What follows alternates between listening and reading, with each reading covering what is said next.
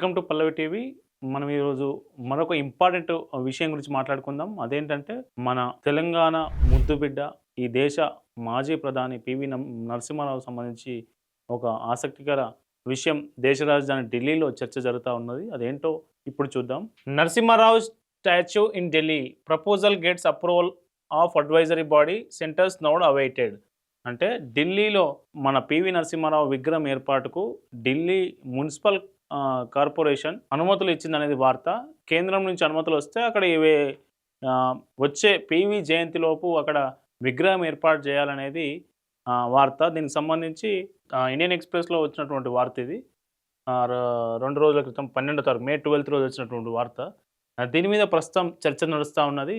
2005 నుంచి PV Narasimha Rao family ప్రభుత్వాన్ని, కేంద్రంలో ఏ ప్రభుత్వం అధికారంలో ఉంటే ఆ ప్రభుత్వాన్ని కోరుతూ వస్తోంది.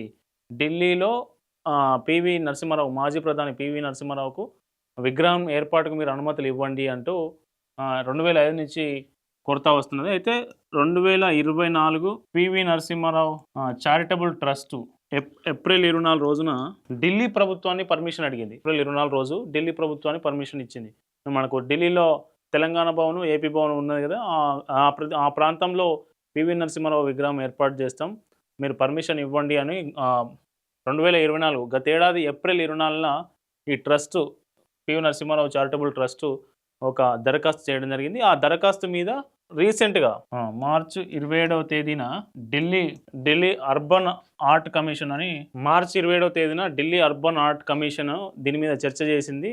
మీటింగ్ మినిట్స్లో కూడా చేసి ఆ విగ్రహం ఏర్పాటుకు గ్రీన్ సిగ్నల్ ఇచ్చింది. మొత్తానికి విగ్రహం ఏర్పాటు చేసుకోవడానికి అనుమతులు ఇచ్చింది. అయితే ఇంకా దీని నుంచి మున్సిపల్ కార్పొరేషన్ నుంచి కూడా కొంత పూర్తి అనుమతులు రావాల్సి ఉందని, ఏదైనా చేయాలన్నా కానీ కేంద్రం అనుమతి కూడా తప్పనిసరి కాబట్టి కేంద్రం అనుమతి కూడా వస్తే మనకు ఇందులో చూసినాం కదా, ఇప్పుడు సెంటర్స్ నోడ్ అవైటెడ్, సెంటర్స్ అనుమతి కూడా వస్తే విగ్రహం ఏర్పాటుకు మార్గం సుగమం అవుతుంది అనేది ఈ వార్త సారాంశం. ఏ proposal to install A statue of late prime minister PV Narasimha Rao in New Delhi recently received an important approval months before his birth anniversary on June 28. However, the go-ahead from the center is awaited before the statue can be installed at the Telangana Bhavan. According to the minutes of the meeting convened by the Delhi Urban Art Commission (DUAC) on March 27, the proposal for the installation of statue of PV Narasimha Rao at the Telangana Bhavan, forwarded by the New Delhi Municipal Council, was approved. The DUAC, while approving the proposal that was not part of the meeting's main agenda, also recommended the repair of broken pavements around the proposed site in the suitable lighting and install ensure it's visible at the night. రాత్రి సమయంలో కూడా PV విగ్రహం కనబడేలా ఆ చుట్టుపక్కల lighting ఏర్పాట్లు చేయాలనేది వీళ్ళు meeting మినిట్స్లో ఏదైతే అర్బన్ ఆర్ట్ కమిషన్ ఏదైతే ఉందో, ఢిల్లీ అర్బన్ ఆర్ట్ కమిషన్ ఏదైతే ఉందో అది కామెంట్ చేసింది. ఇంతవరకు బాగానే ఉన్నా ఇప్పుడు ఒక బలమైన చర్చ జరుగుతున్నది. ఏంటంటే ఢిల్లీ ప్రభుత్వం బీజేపీ చేతిలోకి వచ్చింది, కేంద్రంలో బీజేపీ ఉంది. అయితే 2005 నుంచినే అన్ని ప్రభుత్వాలకు చెప్తూ వస్తున్నామని పివి కుటుంబ సభ్యులు చాలా చోట్ల ఇప్పటికే ప్రస్తావించారు ఈ అంశాన్ని. అయితే ఇప్పటివరకు ఏ ప్రభుత్వం పట్టించుకోలేదు. ఢిల్లీలో బీజేపీ ప్రభుత్వం ఎప్పుడైతే అధికారంలోకి వచ్చిన వెంటనే పివి విగ్రహం ఏర్పాటుకు ఇట్లా అప్రూవల్ ఇవ్వడం. గత ఏడాది కూడా కేంద్రంలోని మోదీ ప్రభుత్వం గత ఏడాది ఫిబ్రవరిలో 2024 ఫిబ్రవరిలో పివి నరసింహారావుకు భారతరత్న ప్రకటించింది. అటు బీజేపీ ప్రభుత్వం, కేంద్ర ప్రభుత్వం భారతరత్న ప్రకటిస్తే ఢిల్లీలో ఉన్న బీజేపీ ప్రభుత్వం ఢిల్లీలో పివి విగ్రహం ఏర్పాటు చేసుకోవడానికి అనుమతి ఇచ్చింది. అయితే కాంగ్రెస్ ఈ మనకి విగ్రహం పెట్టుకోవడానికి అనుమతులు ఇచ్చిన అంశంపై కొన్ని మీడియా ఛానళ్లు రాష్ట్ర ప్రభుత్వంలోని కొందరు ఎంపీలను, ప్రభుత్వ పెద్దలను ప్రస్తావిస్తే అనుమతి ఇచ్చిన విషయం మాకు తెలియదు, ఆడ పర్మిషన్ వచ్చిన విషయం కూడా మాకు తెలియదని కొంత దాటవేసే ధోరణి ప్రదర్శిస్తున్నారు. అయితే పివి నరసింహారావు కాంగ్రెస్కి సంబంధించిన నాయకులు, ఆయన దేశానికి నెహ్రూ గాంధీయేతర కుటుంబం నుంచి, కాంగ్రెస్ నుంచి ఎన్నికైన మొట్టమొదటి ప్రధానమంత్రి అని చెప్పుకోవచ్చు పివి నరసింహారావు. అట్లాంటి వ్యక్తిని కాంగ్రెస్ అవమానించిందని బీజేపీ ఎప్పటి నుంచో ఆరోపిస్తున్నది. నిజానికి బీజేపీ ఓన్ చేసుకుంది. కాంగ్రెస్ సంబంధించి అటు సర్దార్ పటేల్ని కావచ్చు, ఇటు పివి నరసింహారావుని కావచ్చు, బీజేపీ ఓన్ చేసుకుంది. ఈ క్రమంలోనే పివి నరసింహారావు పార్టీతో సంబంధం లేకుండా ఆయన ఆర్థిక సంస్కరణలకు ఆద్యుడిగా, బహుభాషా కోవిదుడిగా, ఆయన రాజకీయ చాణక్యతను, గొప్ప సేవలను గుర్తించి 2024లో భారతరత్న ప్రకటించింది. ఆయన కాంగ్రెస్ సంబంధించిన నాయకుడు అయినప్పటికీ భారతరత్న ఇచ్చింది మోదీ ప్రభుత్వం. కాంగ్రెస్ ప్రభుత్వం, కాంగ్రెసు, కాంగ్రెస్ పార్టీ పీవీని అవమానిస్తూనే ఉన్నదని, పీవీకి అప్పుడు అవమానించింది. ఇప్పుడు ఈ విగ్రహం ఏర్పాటులో కూడా ప్రభుత్వ పెద్దలు కొందరిని కొన్ని మీడియా ఛానళ్ళు అడిగితే అసలు మా దృష్టికే రాలేదు పర్మిషన్ విషయం అన్నది కొందరు ప్రభుత్వ పెద్దలు చెప్పడంపై కొద్దిగా చర్చ జరుగుతూ ఉన్నది.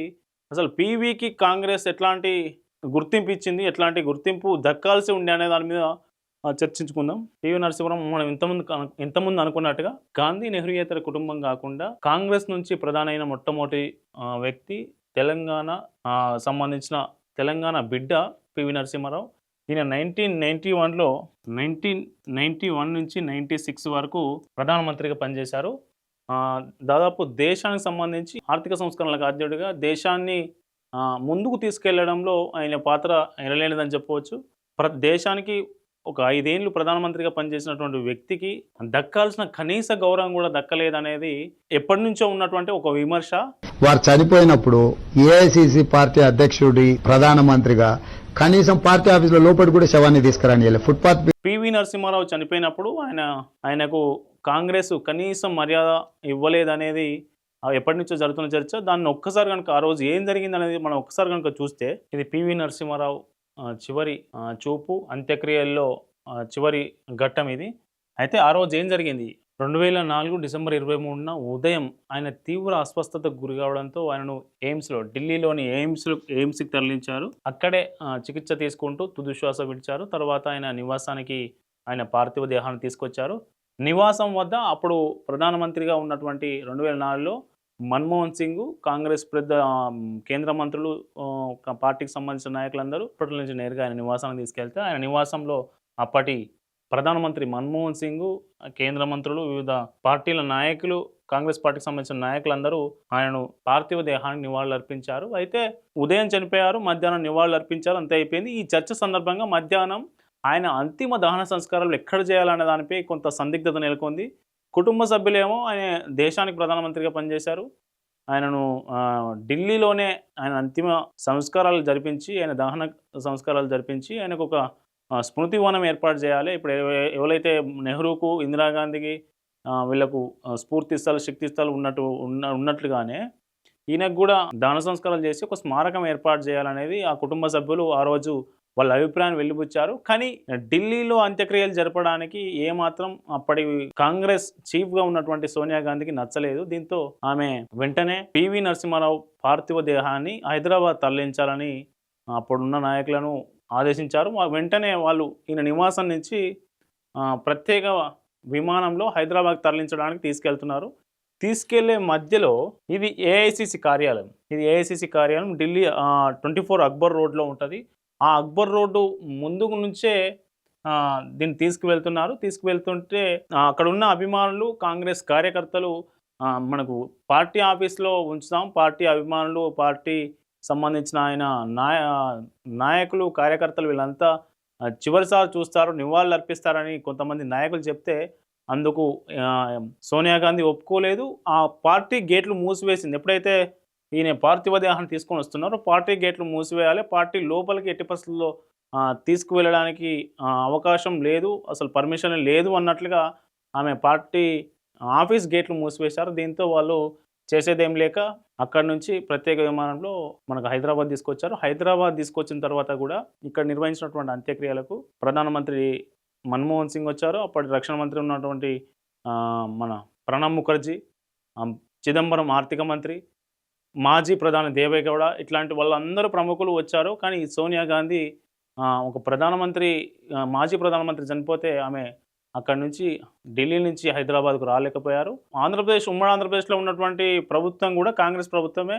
అప్పుడు వైఎస్ఆర్ సీఎంగా ఉన్నారు. ఆయన ఆధ్వర్యంలో అధికారిక లాంఛనాలతో అంత్యక్రియలు నిర్వహించారు. అప్పుడు ప్రధానమంత్రి మన్మోహన్ సింగ్ ఈ అంత్యక్రియలకు హాజరయ్యారు. అయితే ఈ అంత్యక్రియల సందర్భంగా కూడా ఒక ఫోటోలు, అంత్యక్రియల తర్వాత బయటకు వచ్చిన కొన్ని ఫోటోలపై కూడా తీవ్ర విమర్శలు వచ్చాయి. పార్థివ దేహం పూర్తిగా కాలలేదని, ఆయన పార్థివ దేహం కాలకుండానే ఆయన పూర్తి దహన సంస్కారాలు సరిగా నిర్వహించలేదని చాలా విమర్శలు వచ్చాయి. ఆయన ఫోటోలు కూడా కొన్ని చోట్ల కొన్ని పత్రికల్లో ఆ రోజుల్లో వచ్చాయి. దాని పెద్ద చర్చ జరిగింది. అయితే కాంగ్రెస్ పార్టీ ఒక మాజీ ప్రధానమంత్రిని, ఈ దేశానికి సేవ చేసిన మాజీ ప్రధానమంత్రి అది అంత్యక్రియలు అధికారిక లాంఛనాలతో చేసినప్పటికీ సరిగ్గా నిర్వహించలేకపోయిందని, అందుకే ఆయన పార్థివ దేహం పూర్తిగా కాలలేదన్న విమర్శలు ఆ రోజు వినిపించాయి. అయితే దీనికి సంబంధించి చాలా పుస్తకాల్లో కూడా పివి నరసింహారావుతో అనుబంధం ఉన్న వ్యక్తులు వాళ్ళ పుస్తకాల్లో రాశారు. దానికి సంబంధించి ఏం రాశారో ఒక్కసారి చూద్దాం. పివి నరసింహారావుకు అత్యంత సన్నిహితుడిగా మిగిలినటువంటి ఐఏఎస్ ఆఫీసరు పివిఆర్కే ప్రసాద్. ఈయన అంతిమ సంస్కారాల గురించి, దహన సంస్కారాల గురించి ఈయన కామెంట్ చేశారని ఒక రచయిత వినయ్ సీతాపతి హాఫ్ లైన్ అనే పుస్తకంలో, ఈ వినయ్ సీతాపతి అనే రైటరు హాఫ్ లైన్ అనే పుస్తకంలో పేర్కొన్నాడు. ఆయన ఏమన్నారంటే, పివి పార్థివ దేహం పూర్తిగా కాలలేదన్న ఈ విషయంలో నిజం లేదు. కాకుంటే పూర్తిగా ఏదైతే పార్థివ దేహం కాలిపోయిన తర్వాత బూడిద ఏదైతే ఉంటుందో అది అట్లాగే ఒక మనిషిలాగానే అట్లే ఉండిపోయింది. బహుశా ఆయన ఈ దేశ ప్రజలు కాంగ్రెస్ పార్టీ నేను సరైన గౌరవం ఇవ్వలేదనే ఉద్దేశంతోనే ఆయన అట్లా ఉండిపోయారేమో అన్నట్లుగా ఈయన కామెంట్ చేసినట్టుగా ఈయన రాశారు.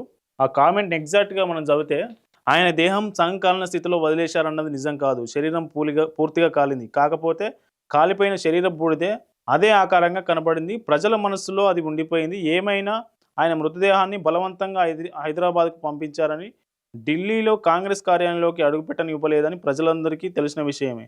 పివి శరీరం సంకాలిందన్న భావన ఆయనకు జరిగిన అన్యాయం పట్ల ప్రజల ఆగ్రహానికి సూచిక. ఈయన కామెంట్ చేసినట్టుగా ఆయన రాశారు దానికి సంబంధించి. అయితే పివి నరసింహారావుకి ఇట్లాంటి అవమానాలు జరగడమే కాదు, దీని మీద పెద్ద ఎత్తున చర్చ జరిగింది. అప్పట్లో చర్చ జరిగిన తర్వాత లాస్ట్కు ఒక 10 ఏళ్ల తర్వాత 2004లో ఆయన చనిపోయిన 10 ఏళ్ల తర్వాత 2015లో ఢిల్లీలో ఆయనకు ఒక స్మారకం ఏర్పాటు చేస్తున్నట్లు ప్రభుత్వం ప్రకటించింది. 2015లో మనకున్నది మోదీ ప్రభుత్వం ఆయనకు స్మారకం ఏర్పాటు చేసింది. అట్లా దాంతోపాటు 2024 ఫిబ్రవరిలో భారతరత్న ప్రకటించింది పివి నరసింహారావుకు భారతరత్న ప్రకటించింది. పివి నరసింహారావు తరఫున ఆయన కుమారుడు రాష్ట్రపతి ద్రౌపది ముర్ము చేతుల మీదుగా భారతరత్న తీసుకున్నారు. అయితే దీనికి సంబంధించి భారతరత్న ఇవ్వడంలో కూడా కాంగ్రెస్ పార్టీ కావచ్చు, కాంగ్రెస్ నేతృత్వంలోని కేంద్ర ప్రభుత్వం కావచ్చు, ఎన్నడూ ఆయన పట్ల గౌరవభావం ప్రదర్శించలేదు, ఆయనను గౌరవించలేదనేది బీజేపీ నాయకులు ఇప్పుడు కూడా కామెంట్ చేస్తూ ఉన్నారు. నిజానికి ఆయనకు ఢిల్లీలో స్మారక స్తూపం కావచ్చు, స్మారక చిహ్నం కావచ్చు, స్మారక స్థలం కేటాయించడంలో కూడా యూపీఏ ప్రభుత్వం, కాంగ్రెస్ నేతృత్వంలోని ప్రభుత్వం ఎన్నడూ చొరవ చూపలేదని అటు ప్రతిపక్ష పార్టీలు కావచ్చు, ముఖ్యంగా బీజేపీ కావచ్చు, చాలా రోజుల పాటు విమర్శలు చేసింది. అయితే దీనికి సంబంధించి సోషల్ మీడియాలో కూడా చాలా మీమ్స్ వైరల్ అయ్యాయి అప్పట్లో. అవేంటో ఒకసారి చూద్దాం. The Gandhi family occupies more than 153 acres of land in New Delhi alone. Shantivan, Jawaharlal Nehru Samadhi 52.6 acres. 52 ఎకరాల్లో జవహర్లాల్ నెహ్రూ శాంతివనం పేరుతో స్మృతివనం ఏర్పాటు చేశారు 52 ఎకరాల్లో అని. శక్తి స్థల్ ఇందిరాగాంధీ 45 ఎకరాలు. ఇందిరాగాంధీ స్మృతివనం కోసం శక్తి స్థల్ దాని పేరు 45 ఎకరాలు కేటాయించారు.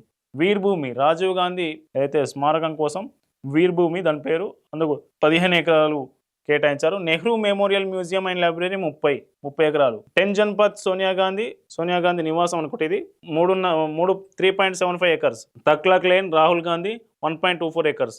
Indira Gandhi memorial museum Indira Gandhi 7.75 acres. ఇట్లా 153 ఎకరాలు గాంధీలు వాళ్ళ సొంత కుటుంబానికి స్థలం కోసం, స్మారకాల కోసం, మ్యూజియంల కోసం స్థలం కేటాయించుకుంటే, పివి నరసింహారావు ఈ దేశానికి ఆర్థిక సంస్కరణలు తీసుకొచ్చి దేశాన్ని ముందుకు తీసుకెళ్లడంలో ఎంతో క్రియాశీలక పాత్ర పోషించినటువంటి వ్యక్తి, బహుభాషా కోవిదుడటువంటి వ్యక్తికి కనీసం స్మారకం ఏర్పాటు చేయలేదు, ఆయన అంత్యక్రియలు సరిగా నిర్వహించలేదనే విమర్శలు ఇప్పటికి కొనసాగుతున్నాయి. ఈ విమర్శలు నేను చేయడమో బీజేపీ వాళ్ళు చేయడమో కాదు, ఇప్పుడున్న మన సీఎం రేవంత్ రెడ్డి గతంలో వేరే పార్టీలో ఉన్నప్పుడు ఆయన ఒక చర్చా వేదికలో పాల్గొంటూ ఆయన స్వయంగా చెప్పారు. కనీసం వారు చనిపోయినప్పుడు ఏఐసిసి పార్టీ అధ్యక్షుడి ప్రధానమంత్రిగా కనీసం పార్టీ ఆఫీసులో లోపలి కూడా శవాన్ని తీసుకురానియాలి. పార్థివ దేహాన్ని లోపలికి రానివ్వలేదని, ఏఐసిసి కార్యాలయం ముందు ఫుట్పాత్ మీద కొద్దిసేపు ఉంచి తీసుకొచ్చారని, ఆయనకు హైదరాబాద్ పంపించి ఆయన అవమానించారని రేవంత్ రెడ్డి చేసిన వ్యాఖ్యలు కూడా చాలా సోషల్ మీడియాలో వైరల్ అయినాయి. దాంతోపాటు భారతరత్న విషయాలకు వస్తే భారతరత్న విషయంలో కూడా కాంగ్రెస్ నేతృత్వంలోని గాంధీ ఫ్యామిలీ తమ గురించి తామే ఆలోచించుకుంది తప్ప ఇట్లాంటి దేశం కోసం పనిచేసినటువంటి పీవీ లాంటి గొప్ప వ్యక్తుల గురించి ఏనాడు ఆలోచించలేదు. గాంధీ కుటుంబం, నెహ్రూ కుటుంబం వాళ్ళకు వాళ్ళే ఎట్లా భారతరత్నాలు ఇచ్చుకున్నారు, ఇట్లా దేశం కోసం పోరాడిన వ్యక్తికి ఎందుకు ఇవ్వలేకపోయారు అనేది చూస్తే 1955లో నెహ్రూకు భారతరత్న వచ్చింది. 1971లో ఇందిరాగాంధీకి, 1991లో రాజీవ్ గాంధీకి భారతరత్నాలు వచ్చినాయి. 1955లో అధికారంలో ఎవరున్నారంటే నెహ్రూ ఉన్నారు ప్రధానిగా. నెహ్రూకే అవార్డు ఇచ్చుకున్నారు. 1971లో ఎవరున్నారు? 1971లో ఇందిరాగాంధీ ప్రధానమంత్రి. ఇందిరాగాంధీ తనకు తానే భారతరత్న అవార్డు ఇచ్చుకున్నారు. రాజీవ్ గాంధీకి మాత్రం ఆయన చనిపోయిన సంవత్సరమే భారతరత్న ఇచ్చారు. కానీ దేశం కోసం ఇప్పుడు వీళ్ళు తండ్రి బిడ్డలు వాళ్ళ ప్రధానమంత్రులుగా పనిచేస్తూ వాళ్ళకు వాళ్ళే భారతరత్న అవార్డులు ఇచ్చుకున్నారు. కానీ దేశం కోసం ఆ పార్టీ కాంగ్రెస్ను నమ్ముకొని కాంగ్రెస్ పార్టీతో పాటు ప్రయాణం చేసి ఎక్కడో ఉమ్మడి కరీంనగర్ జిల్లాలోని వంగర అనే ప్రాంతం నుంచి, చిన్న గ్రామం నుంచి ఎదిగి బహుభాషా కోవిదుడిగా, ఒక రాజకీయ చాణక్యుడిగా ఎదిగి దేశం ప్రధానమంత్రిగా సక్సెస్ఫుల్గా విజయవంతంగా పనిచేసినటువంటి వ్యక్తికి భారతరత్న ఇచ్చేందుకు కాంగ్రెస్ పార్టీకి చేతులు రాలేదని చెప్పొచ్చు. కాంగ్రెస్ పార్టీ ఇలా ఎవరికైతే పివి నరసింహారావుకు ఇవ్వాల్సినంత గౌరవం ఇవ్వలేదు, ఆయనకు దక్కాల్సిన ఫలాలు దక్కనివ్వలేదు అనేది చర్చ ఇటువైపు ఉంచితే, బీఆర్ఎస్ గవర్నమెంట్ వచ్చిన తర్వాత బీఆర్ఎస్ గవర్నమెంట్ కూడా కొంత పివి నరసింహారావు పేరు ఆయన శత జయంతి ఉత్సవాలను ఘనంగా నిర్వహించింది. శత జయంతి ఉత్సవాలు నడిపింది. పివి నరసింహారావు విగ్రహం పెట్టింది. మన నక్లెస్ రోడ్లో స్టాచ్యూ పెట్టింది. నక్లెస్ రోడ్డుకు కూడా పివి నరసింహారావు మార్గ్ అనే పేరు నామకరణం చేయడం జరిగింది. దాంతోపాటు పివి నరసింహారావు కుమార్తె వాణిదేవికి కూడా ఎమ్మెల్సీ పదవి ఇచ్చింది బీఆర్ఎస్ గవర్నమెంటు. అటు కేంద్రంలో బీజేపీ అయినా, ఇటు గతంలో రాష్ట్రంలో ఉన్నటువంటి బీఆర్ఎస్ ప్రభుత్వం అయినా, మన తెలంగాణ బిడ్డగా, మన తెలుగు వ్యక్తిగా పివి నరసింహారావుకు ఎంత వీలైతే అంత గౌరవం ఇచ్చే ప్రయత్నం చేశాయి అటు బీఆర్ఎస్ పార్టీ, ఇటు కేంద్రంలోని బీజేపీ ప్రభుత్వం. అయితే కాంగ్రెస్ ప్రభుత్వం మళ్ళీ ఈ విషయంలో, ఈ విగ్రహం ఏర్పాటు విషయంలోనైనా కొంత చొరవ తీసుకుంటుందా లేదా? ఇప్పుడు ఢిల్లీ గవర్నమెంట్ విగ్రహం ఏర్పాటుకు ఢిల్లీలో అనుమతి ఇచ్చింది తెలంగాణ భవన్ వద్ద. మళ్ళీ రాష్ట్ర ప్రభుత్వం అయితే మాకు ఇప్పటివరకు ఆ సమాచారం లేదని ఇప్పటివరకు చెప్తా ఉన్నది. నెక్స్ట్ వచ్చే జూన్లో రాబోయే జయంతి ఉత్సవాల లోపైన విగ్రహం ఏర్పాటుకు రాష్ట్ర ప్రభుత్వం ముందడుగు వేస్తుందా వేయదా అనేది వేచి చూడాలి. అయితే మన పివి నరసింహారావు కుమారుడు బీజేపీలో ఉన్నటువంటి ఎన్వీఎస్ఎస్ ప్రభాకర్ మాట్లాడుతూ, ఆయన 2005 నుంచి మేము ఢిల్లీలో పివి విగ్రహం పెట్టాలని ప్రపోజల్ అప్పుడున్న ప్రభుత్వాలకు పెడుతూ వస్తున్నాం. అయితే మనకు మోదీ ప్రభుత్వమే మా పివి నరసింహారావు యొక్క గొప్పతనాన్ని గుర్తించి భారతరత్న ప్రకటించిందని ఆయన చెప్పుకొచ్చారు. దాంతోపాటు పివి నరసింహారావుకి ఎప్పుడైతే భారతరత్న ప్రకటించిందో ఆ సమయంలో పివి కుటుంబాన్ని మొత్తం ప్రధానమంత్రి మోదీ కలిశారు. ఆ సందర్భంలోనే మేము ఢిల్లీలో విగ్రహం ఏర్పాటుకు ప్రభుత్వం అనుమతి ఇవ్వాలని వీళ్ళు అప్పుడు కోరారు. ఆ కోరిన వెంటనే ఇప్పుడు ఢిల్లీలో బీజేపీ ప్రభుత్వం ఎప్పుడైతే అధికారంలోకి వచ్చిందో వెంటనే అప్పుడు అనుమతుల ప్రక్రియ క్లియర్ అయిపోయింది. ఇప్పుడు రాష్ట్రంలో కాంగ్రెస్ ప్రభుత్వం ఉంది కదా, మళ్ళీ ఢిల్లీలో తెలంగాణ భవన్ రాష్ట్ర ప్రభుత్వ హ్యాండ్ ఓవర్లోనే ఉంటుంది కాబట్టి అక్కడ పివి నరసింహారావు విగ్రహం ఏర్పాటు చేసేందుకు సీఎం రేవంత్ రెడ్డి నేతృత్వంలోని కాంగ్రెస్ ప్రభుత్వం రాష్ట్రంలో ఎట్లాంటి నిర్ణయం తీసుకుంటుందో వేచి చూద్దాం.